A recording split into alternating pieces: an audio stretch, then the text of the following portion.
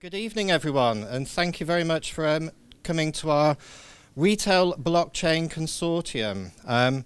It's not really the easiest thing to say, so we call it RBC, but RBC is also a bank as well. So if anybody comes up with good acronyms and good names, please let us know, because we need to change it. Anyway, the reason why I've shown the photo to start off with is the motley crew that you have here, which are sat around here. We came up with this idea, I don't know, probably 9 months ago. So between UCL, Oracle and MonoChain. And we've been on quite a long journey of trying to work out the best way to put this together. And so what we've done is we'll talk you through the consortium and the plans and what we're doing now. But it's got a lot of legs, there's a lot of potential with this. So we've tried to sort of have an easy launch, which is why we're doing this as a small event today. But in spring, there'll be a much bigger event. We have so many people that want to join this and be part of this. We've had to sort of slow it down to build it properly. Onto the agenda. Okay, so I'm going to introduce the Blockchain Consortium. Then I'll hand over to Paolo, who will talk through blockchain and retail and give you a few examples, case studies, just give you a little bit of education about blockchain. It's not going to be a blockchain education session today, but we will be doing that as part of the consortium. And then the main part of the evening is going to be a very good panel, which Peter will host, and Peter will introduce you in a second. Close and questions, and then we've got sign up, which is the most important part, to sign up to the consortium, and then we'll have more drinks later on. So the catering lady has said she'll keep it open till 11 p.m. if you want. No, I'm not going to be here then, but we will have drinks. I think Peter wants that, yeah. Cool. Okay, so just to introduce myself, Anthony Welfare. I'm a retailer from birth, so my background is entirely retail. The shop is, at the top right-hand corner, is my family shop from the 1920s. I didn't open it, obviously. Yeah, thank you. Yeah. And so I've spent a lot of time in the big retailers. I think we've got Sainsbury's here, Marks and Spencer. I don't think we've got anyone from Dixon's. No surprise there. Through to tech consulting. So obviously I'm part of Oracle now. I've also worked a lot on blockchain, which is obviously why I'm part of this. I've been working with the UCL guys, excuse me. And also I do a lot of work with Oracle and our clients, especially around supply chain, loyalty, and all the sort of good areas, use cases of blockchain that we're looking at. I've just finished, and the colleagues as well from Retail Blockchain Consortium are part of Commercializing Blockchain, which is a book which will be published by Wiley this year. So we actually got to 100,000 words, and it's about the enterprise side of blockchain. So it's the sort of thing you can read after these events and actually learn a lot more. And the rest of the guys on the panel, on the consortium, have been part of that. And also, if you want to go and buy my book, you can buy the Retail Handbook, which is available now. Exactly. Excuse me. Okay, so put your hand up. Who knows about blockchain? Know nothing. Good. Understand a little about blockchain. Cool. Understand blockchain. Game warmer. Actively use and engage. Cool. And 10, knows everything about blockchain. Really? All right, thank you. So this is Vikram, who is one of our systems architects here, one of the very techie blockchain people in the room. And you don't know everything. You can ask him questions to check later.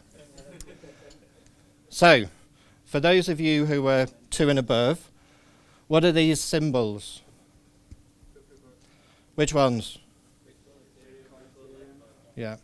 I normally do this, and nobody knows these things. It's like, go on, these ones then. No idea? No? Viacoin, Vertcoin, and Peercoin, all worth absolutely zero at the moment. But when I put this slide together 2 years ago, they were worth loads of money. They're in essence forks from blockchain, cryptocurrencies. And importantly, these ones. No. So, MonoChain, Gary will introduce himself later. IOTA is a blockchain for IoT devices. Humanic is building banking for the unbanked and a facial recognition sort of app. This section is important. These are nothing to do with cryptocurrencies. What these are about is small startups or medium-sized startups who are making a massive difference in this world, okay? And as Oracle, obviously, we're a big player with lots of resources, but actually these type of organizations are where a lot of the ideas and potential is coming from. So working with these and being part of these is so important to the ecosystem. And then finally, anybody follow me on LinkedIn? Yeah? So I have in my bag over there, and don't steal it. No. I had to buy it. It's like, so this is the first ever blockchain smartphone, which has a special secure chip, which you're not supposed to be able to hack. And in essence, it looks after your blockchain digital ID on your phone. It's really important for the future of blockchain adoption to be able to marry physical and digital. So at the moment, cryptocurrencies, what are they? They're in the ether, Ethereum. They're in the ether, they're real, maybe not, I don't know. But actually, if you could own your digital ID on a device, which is unhackable, which you know what happens, it's going to transform the way you interact with healthcare, with retailers, with travel, with everything. So, did I buy this because I think it's a very useful phone? No, not at all. I bought this because I want to check and see how a physical wallet, a digital ID can work and see what happens with it. I'm hoping it gets hacked because then the next one will be unhackable, you know. So don't tell HTC that, obviously. Okay. What I'm going to show you now is a quick video on what blockchain could look like in the future. And what this is, just so you've got the background, this is a day when you're buying a property, okay? So when you buy a property, lots of things happen, but what I've chosen is the day where you wake up in the morning, you go to the solicitor's office, and more or less everything is done on blockchain or other emerging technology. And this is the future that we're building. And that didn't work. There we go. The technology, see, blockchain doesn't work on a MacBook. There we go.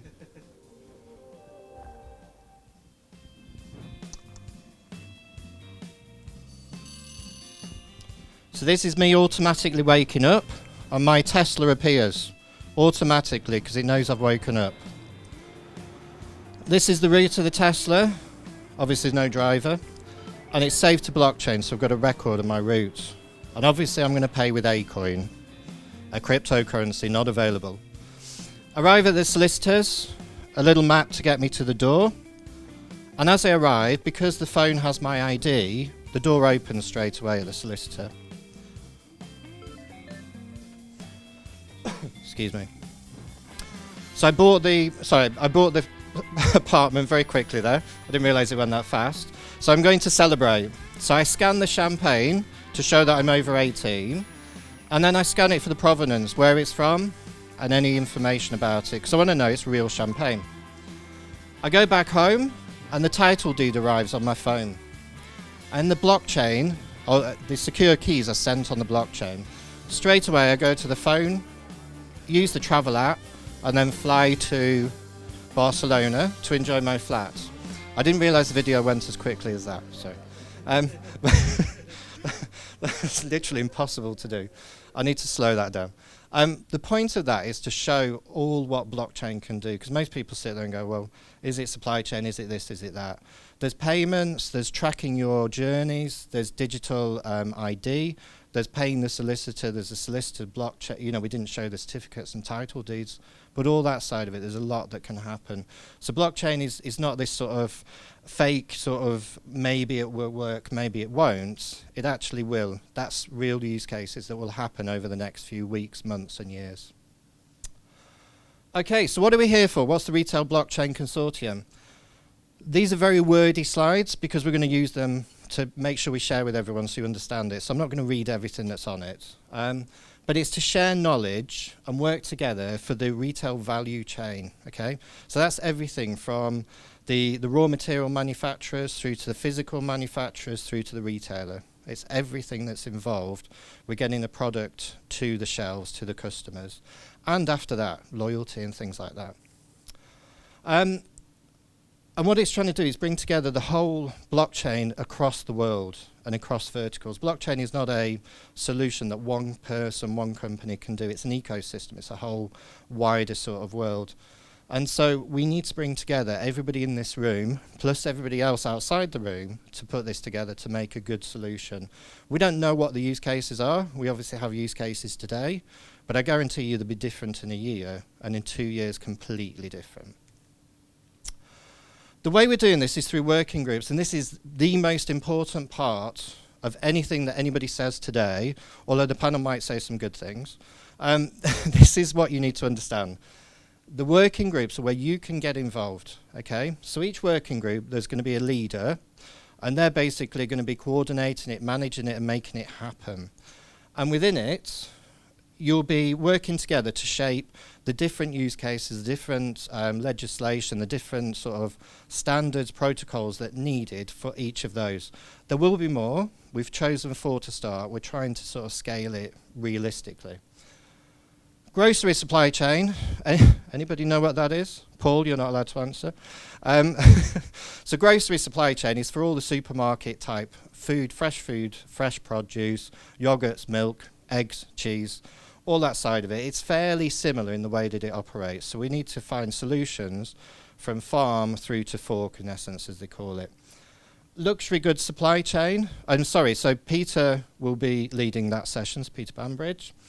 Luxury goods, so Gary from MonoChain will be leading this, and this is about tracking authenticity and then circular economy within luxury. So we're not choosing apparel main yet. So apparel on volume is quite expensive to put blockchain in at this stage. And Primark, New Look, etc., would they really start tagging everything?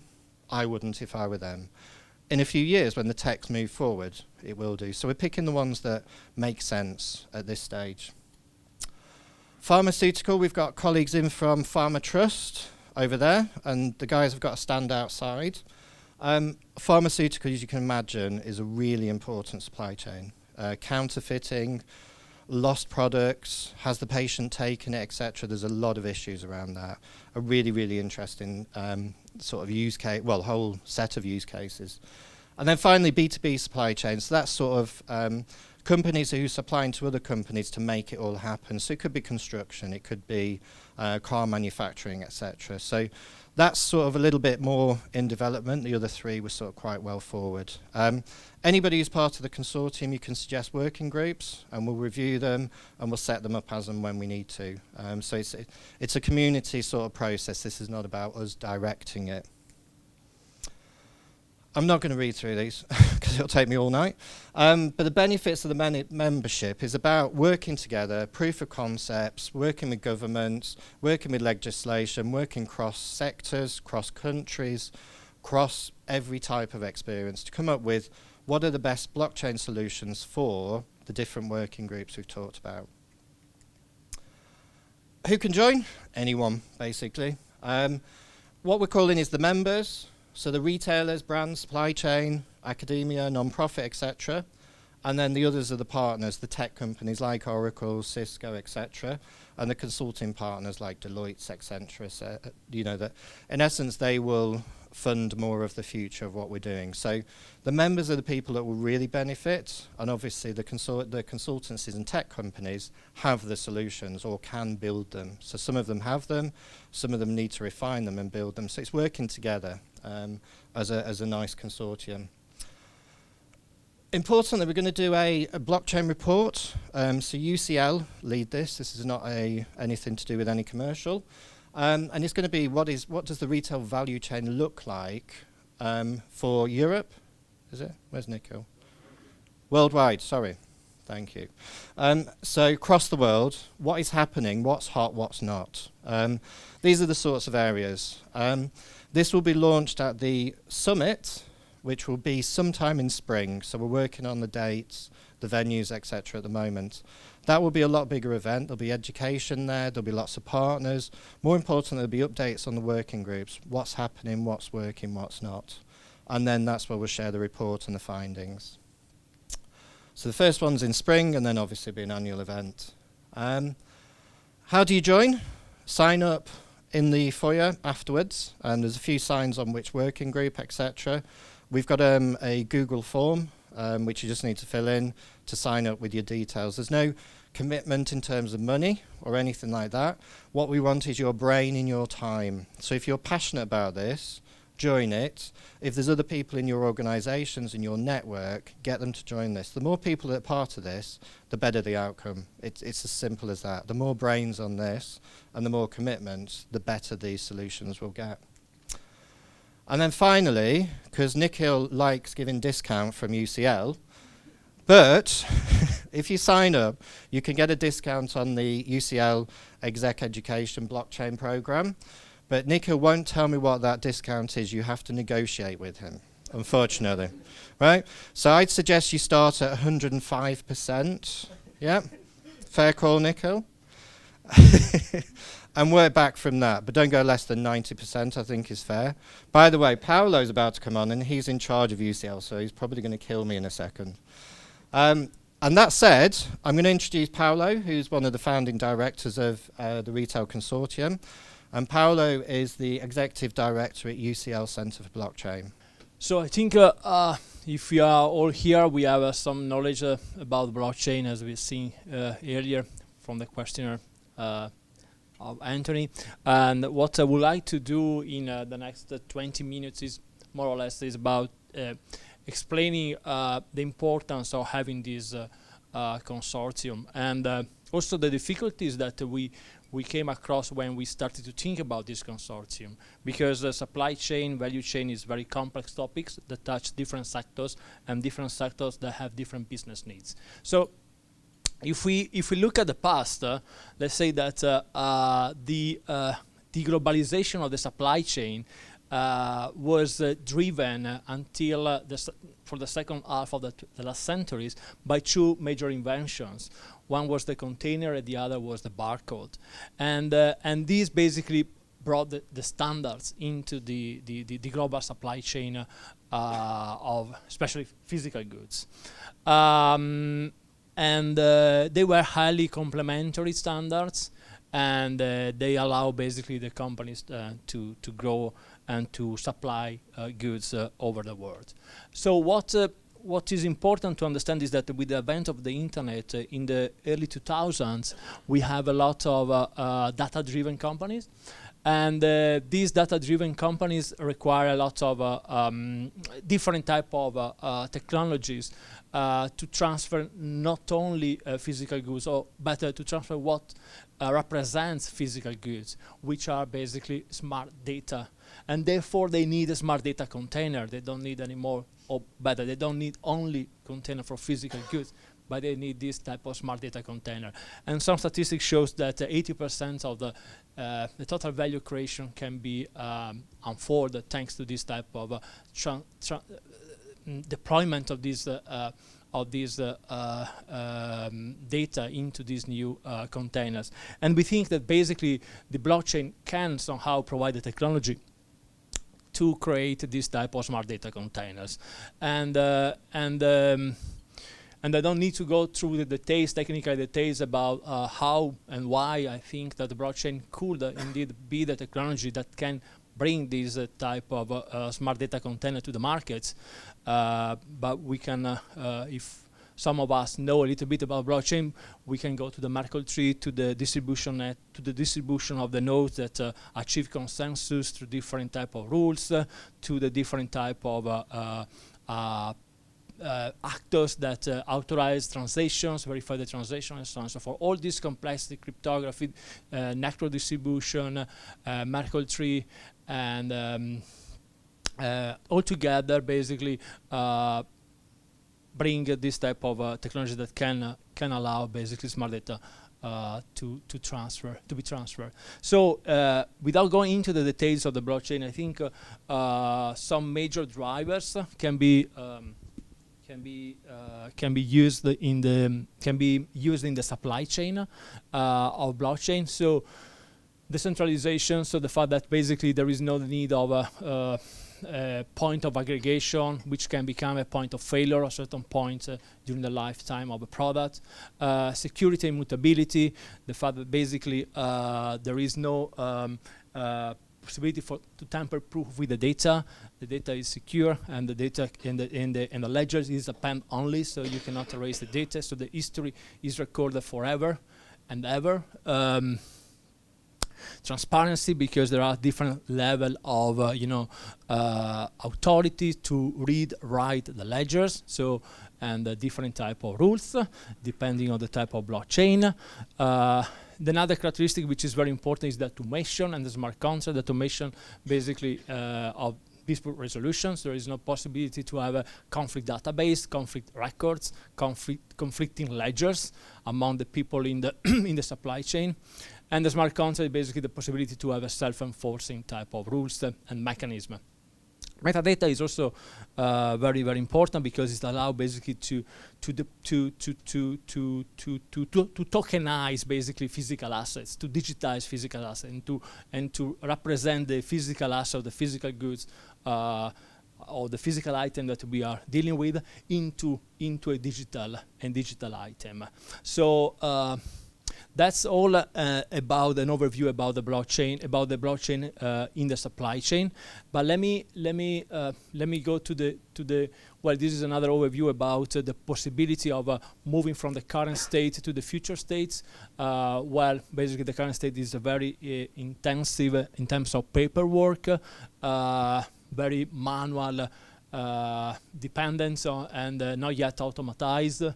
And well, counterfeiting and pilfering of the supply chain process is also present. So the drivers that I explained earlier can bring us to the future states, and the future states basically can allow can bring some benefits to the industry at large, like contract tracking and trustworthy purchasing processes, faster and traceable interfirm transactions, and the parties can be, authorized and verify the authenticity of the products in general, and the purchase awareness.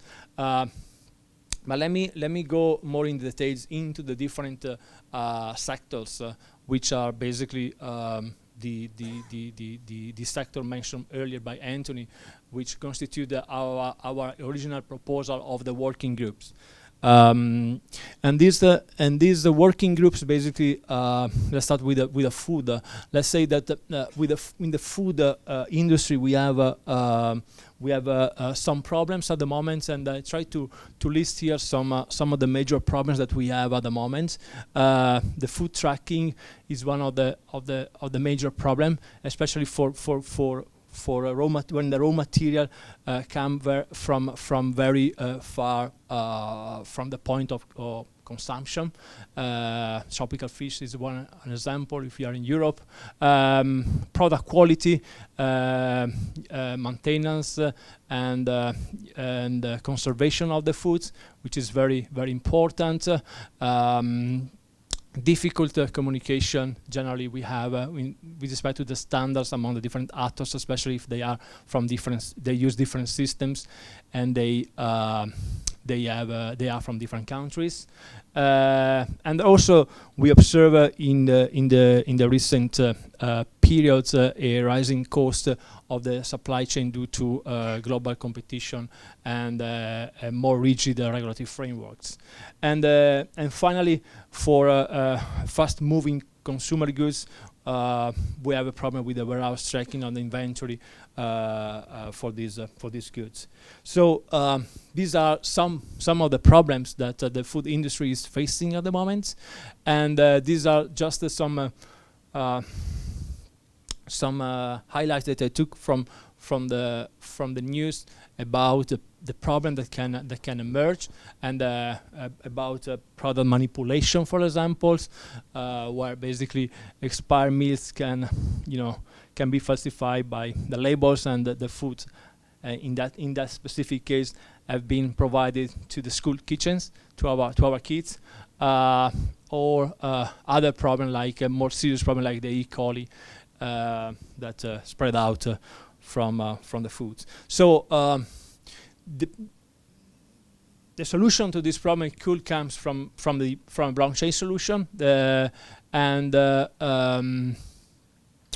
let's say that together with IoT. So when we think about blockchain, and by the way, we don't have to stick about blockchain only. We always need to think about providing solutions that encompass also other type of technologies. So I think that together with the IoT, especially in this case, we can help the food industry to quickly identify when food is contaminated and promptly react, prove when the products are safe during the foodborne outbreak, reduce the waste, increase the customer satisfaction and trust, and get rid of insights and into inventory and supply chain inefficiencies. More in particular, we can benefit the supply side, especially by getting rid of electronic data interchange systems, which are based on standards that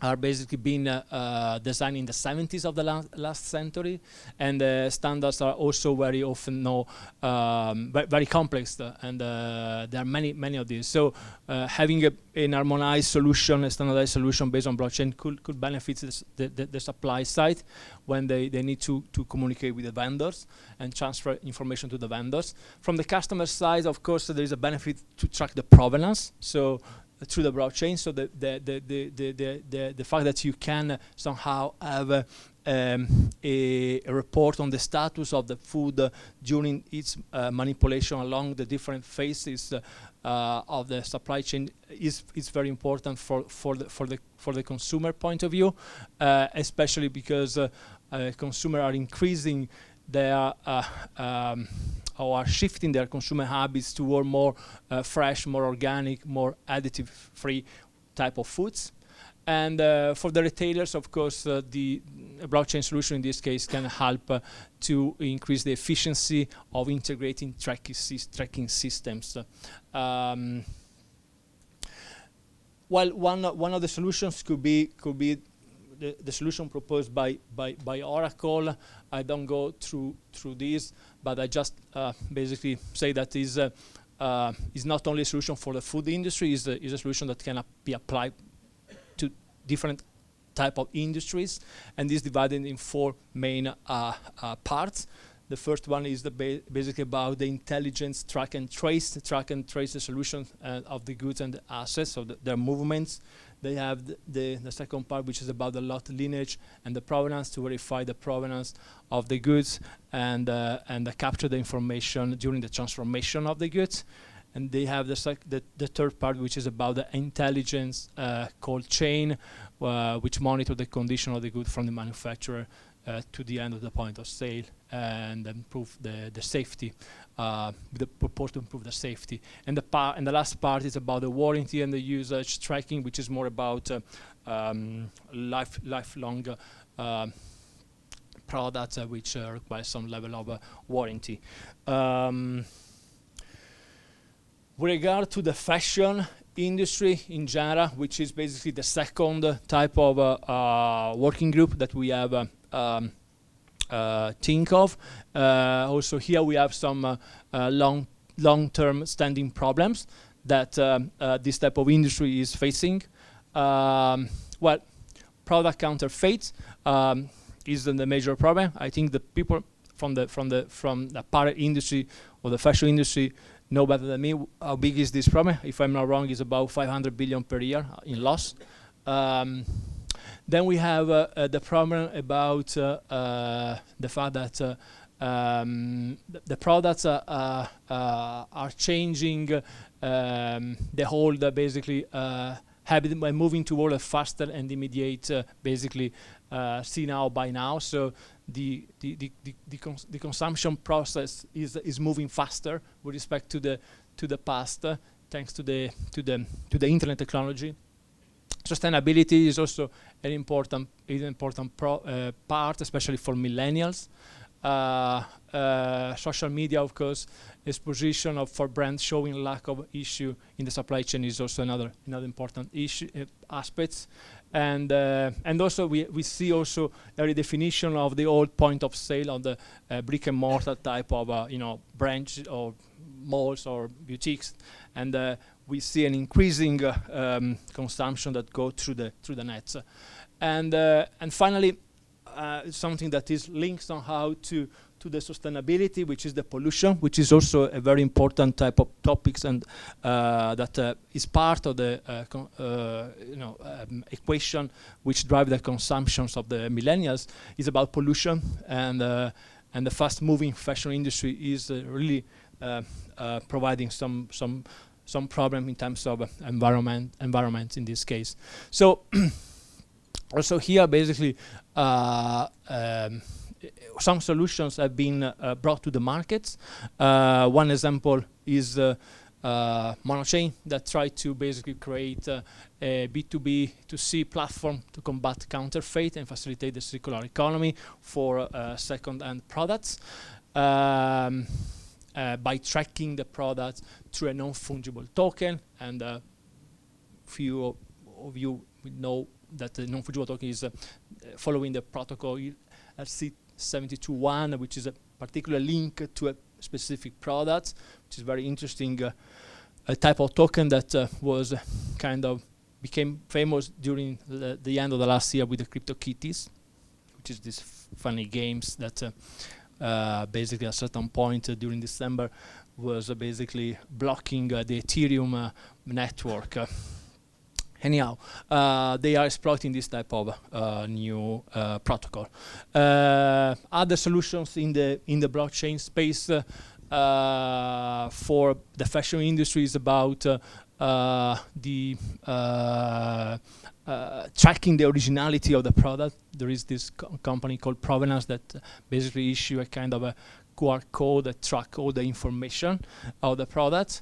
And of course, if you is very interesting, because I don't have the time to go into the details, but it's very interesting that the QR code represents exactly the information that are stored in the ledger, and whatever you change in the physical garments, then will not respect what is written in the ledger. So it's very difficult to counterfeit in this case. Then we have other solutions like Lumia that basically is combining AI, big data, and blockchain in order to increase basically the consumer awareness or basically the experience of the consumers, and also in order to track better the lifespan of their garments or any other products they are applying this technology to. And then we have another company which is called SourceMap, which try to create not only for the fashion industry or for the apparel industry, but also for other industry, a sort of a kind of naively saying social network where the different players along the supply chain can interact between each other with certain different level of rights of getting data or fetching data or reading data from or pulling data from the web, from the blockchain. Then the other working group mentioned was the pharma, which is also very important. Also here, I think there are three major problems in the pharma industry, which are long-standing problem. The first is about the rewarding mechanism, especially is based on the patents, and patent is very difficult to be enforced, and also very difficult to for the beneficial owner of the patent, is very difficult to be recognized. And there are some solutions also in this case that are being studied with respect to these problems about the patents, and how basically can be used the blockchain to track the invention since the origin, since the first step or step by steps, in order to have a secure and transparent method to allocate the rights to the different participants along the invention process. And this is very true in the big corporations, where there are big teams or different teams that collaborate together in the same for the same type of innovation projects. Distribution is also another problem, especially when there are basically different geographical areas and different segments, and generally they need to abide by different country-specific rules. commercializations, especially at the end of the supply chain. Hospitals and other entities like pharmacies, they don't have a clear understanding of all the information upstream, so there could be some problems basically at the point of consumptions of the drugs, because they have an incomplete information set. And overall, the standards in the pharma industry are changing very fast, and of course, is one of the most regulated sectors in our economy. So is also very important for the pharma to move on with the solutions that can bring some efficiency in the production and supply chain process. What can blockchain bring? Well, also in this case, we have product counterfeit. So blockchain, I put in the first line because also in this case it's very important. The World Health Organization says that about 1% of the drugs that are sold in the developed countries are counterfeit, and from 10 to 7, and this figure blow up to 10 to up to 70% in developing countries, which is a very serious issue, not only for the pharma industry, but also for the users, for the consumers of this type of drugs. So the second is about fraud for cross-border transactions,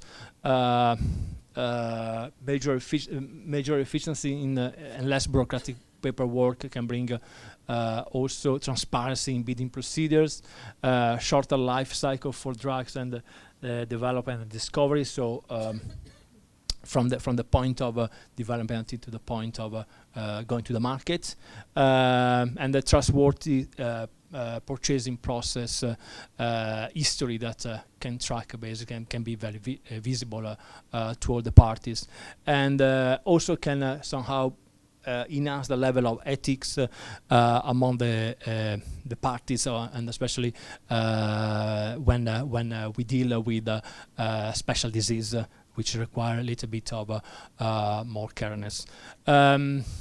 Some use cases have been already brought to the market by some startups, some bigger corporations, even like Novartis, and they're trying to change this type of industry by bringing efficiency. Let me move quickly to the last case, which is about the B2B, which is basically the last working group that we have think of. And also in this case, we think there are some major issues. The first one is about the globalization of the markets, which is still challenging for the most of the SME, especially in our economy. Fast-changing markets, the risk and the volatilities of this complex market have been increasing during the last years tremendously because of the complexity of our markets, and also the quality and the compliance requirement has been increasing.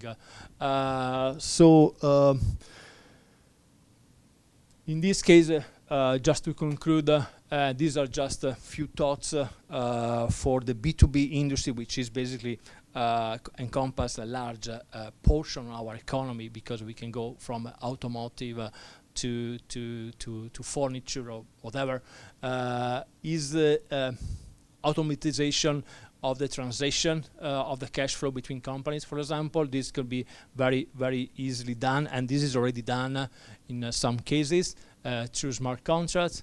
In other cases, there is the possibility, especially for the production of complex items or products, to track the goods from the raw material up to the semi-finished and finished goods along in the production plan.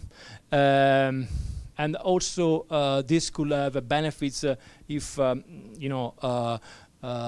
cross-border transactions are harmonized in the same platform and in accordance with the authorities. For example, this could lower the custom duties and reduce the controls thanks to this standardized platform.